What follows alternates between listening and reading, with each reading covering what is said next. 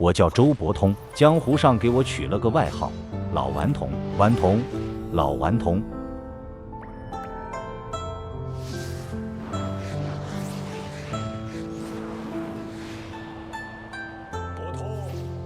谁见了我都喜欢我，我不是跟你吹，我这人天生就招人喜欢。黄老邪那姓黄的脾气多差的人，困我15年，后来还把我当兄弟。郭靖那傻小子更不用说了，一口一个周大哥，比亲可就有一个人，我躲了他一辈子。我不怕黄老邪的弹指神通，不怕欧阳锋的蛤蟆功，不怕天，不怕地，我怕他。你就叫我英姑好了。英姑，从今天开始，她叫英姑，大理国南帝段皇爷的爱妃，刘贵妃，长得很漂亮。我不是说那种漂亮，就是你看了想多看2眼的那种漂亮。我这不是在做梦吗？那年我随师兄王重阳去大理，找段皇爷切磋武艺。王重阳是中神通，段皇爷是南帝，2个大高手搁一块，整天关在屋里头叽叽咕咕，什么一阳指，什么先天功，我一个字都听不进去。这里到处我在皇宫里到处瞎溜达，皇宫真大，比全真教那破院子大多了，花啊草啊的，全是些没用的东西，不好玩。皇上，那天我走到一个花园里头，看见一个女的在那练武，挺认真的，一招一式有板有眼，就是招式太笨。我这人就这毛病，看见武功不对的就想指正。可永远不要活到现实中。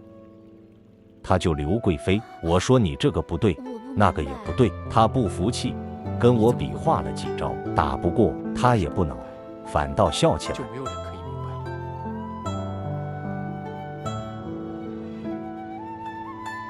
我说你这人有趣，不像别的宫里那些女的，哭哭啼啼，扭扭捏捏。她说你也挺有趣，不像别的男人，在我面前大气都不敢出一口。给我唱个歌吧，我记得你那个时候最喜欢唱《天苍》。我一听来劲了，什么敢不敢的？我周伯通有什么不敢的？我就教他点穴，教着教着，不知怎的就摸到他身上去了。我连听都没听过，我怎么唱啊？你这也不会，那也不会，你到底会什么？我不是故意的，真的不是故意的。点穴嘛，你得指到穴位上，我就顺手指了几下，他也不躲了。还是伺候。后来连师兄都知道，师兄气得把我绑起来，交给段皇爷处置。段皇爷没罚我，你猜他怎么说？他说：“伯通兄弟，你要是真喜欢他，我就把他赐给你。”我不干，为什么？因为我跟他不是你想的那样，不是赐不赐的事，我就是稀里糊涂的，觉得那几天挺好玩的，也就那几天。我用了很长一段时间，终于明白，失去了是再也我没娶她，我把她留在了大理，一个人走了。走之前，她绣了一方锦帕给我，上头绣着几只鸳鸯，还有几句词。我沉迷于武学，我在那样的成就感里找到了另外一种快活。那时候天4张机，鸳鸯织就玉双飞，可怜为老头先白，春波碧草，小寒深处，相对玉红衣。我看了一眼，也不懂什么意思，揣怀里头走了。道长可有什么好？后来的事，我是后来才知道，英姑怀了我的孩子，生了一个男孩，在皇宫里生的。段皇爷没把他怎么样，还让那孩子在宫里长到2岁。2岁啥概念？就是会跑会笑，会叫爸爸妈妈。我没听他叫过爹爹，我连他长什么样都不知道。是鄙人的师弟周伯通。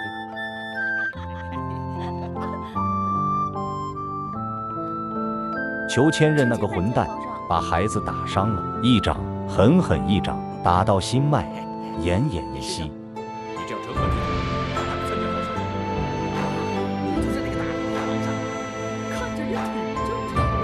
我每天只懂得英姑抱着孩子跪在段皇爷面前，求他用一阳指救孩子的命。段皇爷已经答应要救，他伸手解开孩子的肚兜，看到了那方锦帕，上头绣着4张鸡，绣着鸳鸯，绣着我们那一段孽。就那么一愣，段皇爷犹豫了，就那一阵子，孩子没救回来。英姑亲手结果了孩子的性命，让他少受点苦。然后他白了头。皇上怎么了？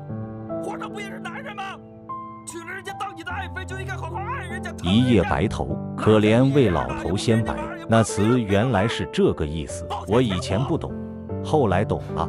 懂了以后就再也不敢念了。性情中人，好吧，我跟你师兄最近要闭关练功，你若这些事我头几年不知道，我在外面当我的老顽童，该玩玩，该吃吃，该睡睡，谁也没告诉我，也没人敢告诉我。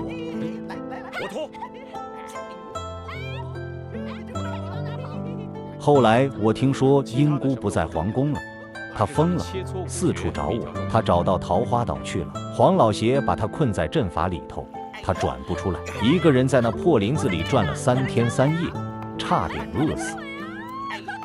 黄老邪把她送出岛的时候，她已经是满头白发了，一个20出头的女子，头发白的跟雪一样。走的时候什么也没说，就站在桃花岛岸边站了很久，海风吹着那头白头发，跟鬼一样。我听说这件事的时候，正跟人喝酒呢，拿着酒碗的手不知道怎么的就抖了一下。我把酒灌下去，问了一句：“后来呢？”人家说不知道。我说不知道就算了，来喝酒。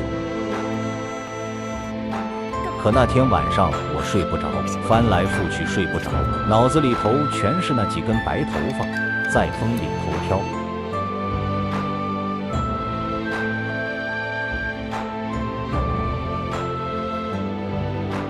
有人问我，周伯通，你后不后悔？我说，我有什么后悔的？我一辈子高高兴兴的，后什么悔？骗人的，我是在骗鬼，自己骗自己罢了。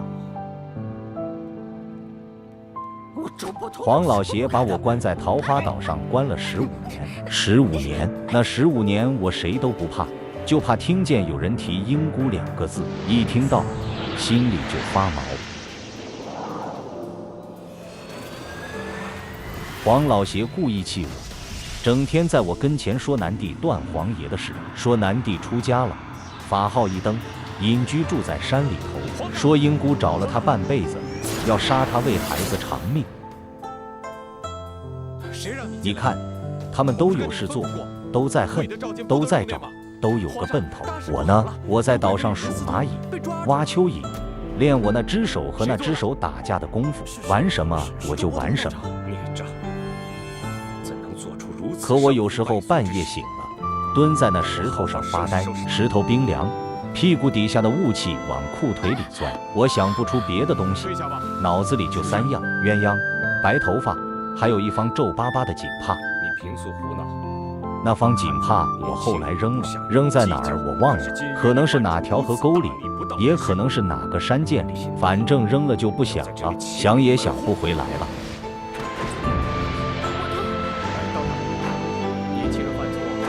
后来我出了桃花岛，郭靖那傻小子把我救出来了，我才知道英姑还在找我，找了这么多年了，躲在大理城外一个烂泥塘子里头，叫什么黑沼泽，养了一群白鹤，成天窝在那破地方推八卦，算五行，满脑子都在算怎么去桃花岛救周伯通。他不知道周伯通已经出来了，他也不知道周伯通怕他，不敢去找他。不敢，我真不敢。我周伯通天不怕地不怕，就是不敢见英姑。见了他说什么对不起，对不起顶个屁用。对不起你把人好好一个女子害成那样，满头白发，半生癫狂，你一句对不起就完了。段皇爷也内疚，出家当和尚去了。段皇爷至少还出了家。我干了什么？我躲，我往人多的地方躲，往热闹的地方躲，往不需要负责任的地方躲。躲在华山论剑的场子里头，把天下第一让给别人；躲在全真教那院子里头，坐在大松树底下打盹；躲在不知名的小酒馆里头，赊了一屁股账还没还。我就这点本事。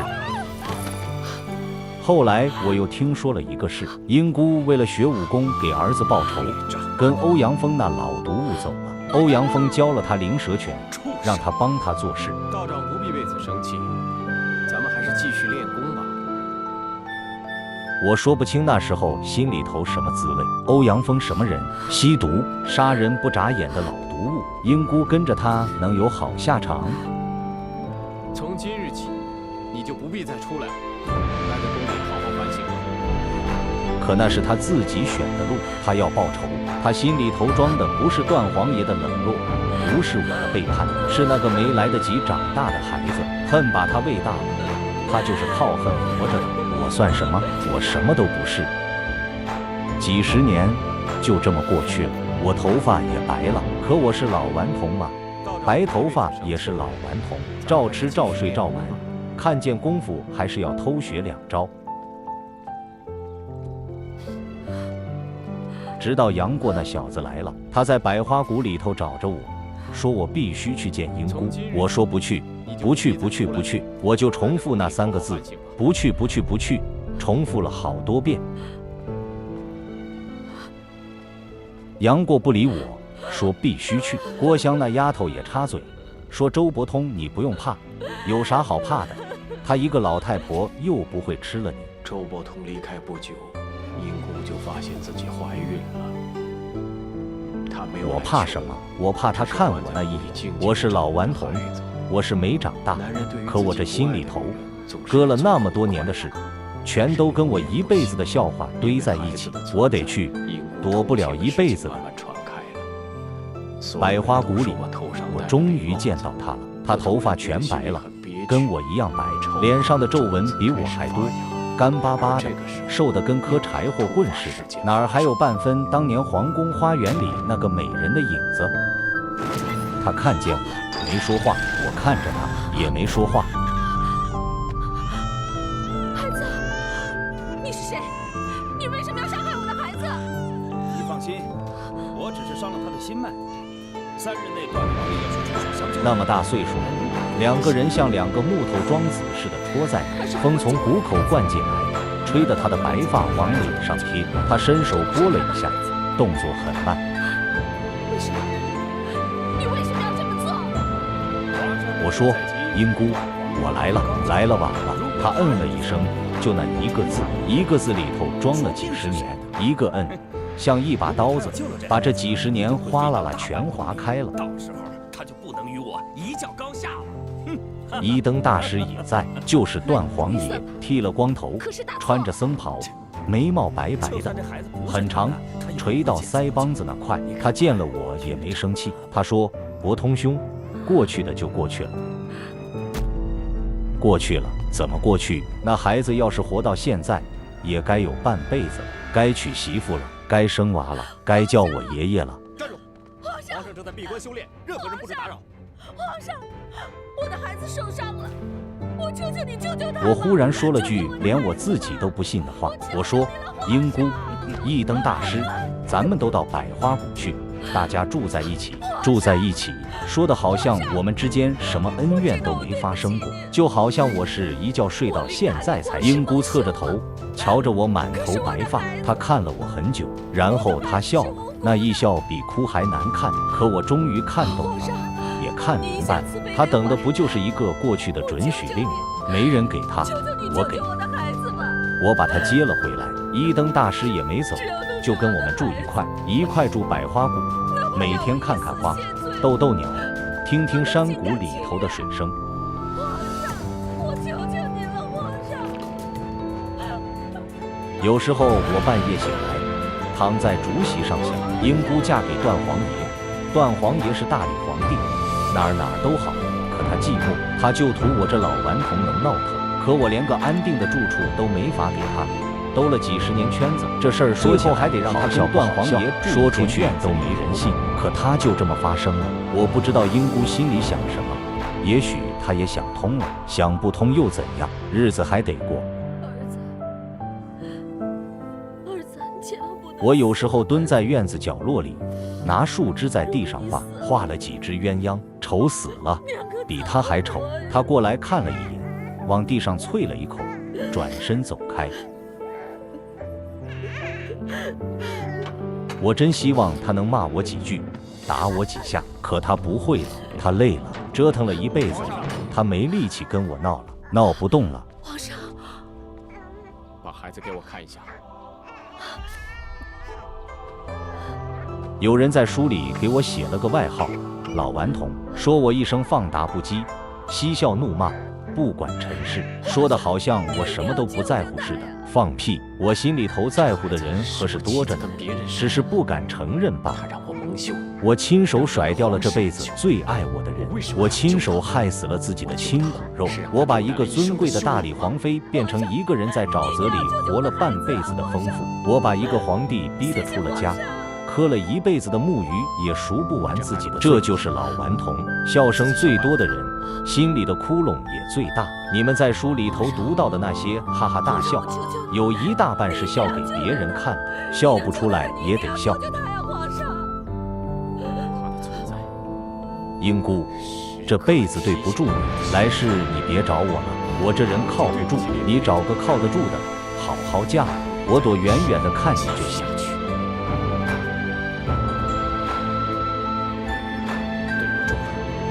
我叫周伯通，老顽童，周伯通，你们该笑就笑吧，别管是真的假的，反正我是真的笑了一辈子，苦的也是笑，甜的也是笑，笑完了一辈子也过了。英姑，那方锦帕我还留着一张呢，我也不知道是哪一张，有一张画的最像鸳鸯的画，我压在枕头底下，压了很多年，你快别问了，我下回不再给你画了。再画，你又要生气了。别生气，我本来就不是一个正常的人，你也是知道的，知道还等了一辈子，你图什么呢？皇上，周伯通，绝技江湖，玩够了，不玩了。英姑，回家吧，百花谷的风吹着也挺舒服的。总有一天，我一定会报答您的。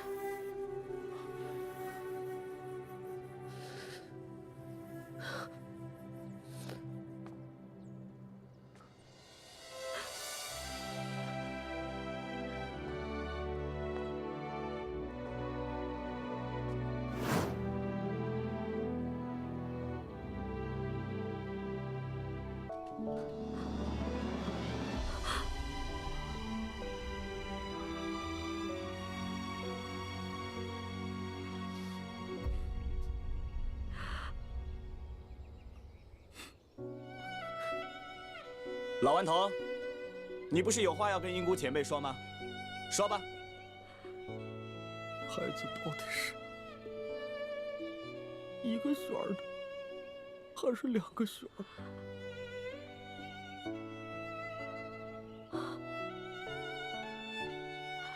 我们年少时分开，暮年重逢。你问我的第一个问题竟然是这个，为什么？你快说吧，真的很重要。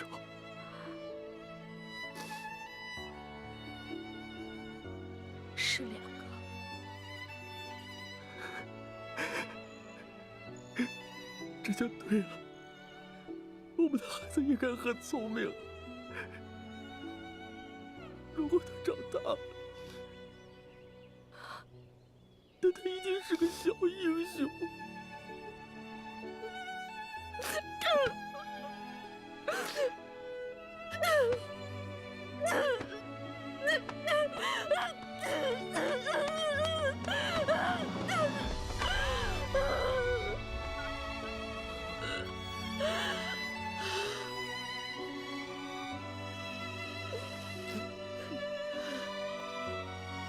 阿弥陀佛。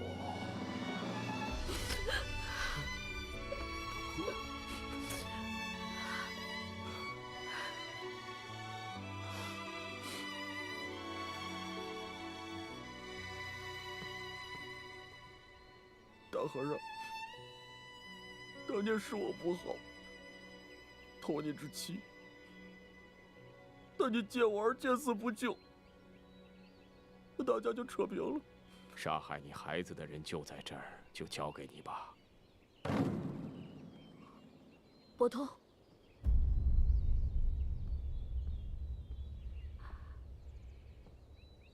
要不是因为有他，我们今日也不可能再次相见。更何况，人死不能复生，就让一切都过去吧。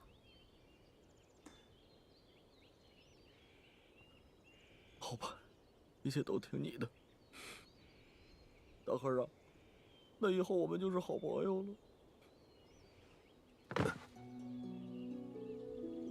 多谢两位，多谢师父。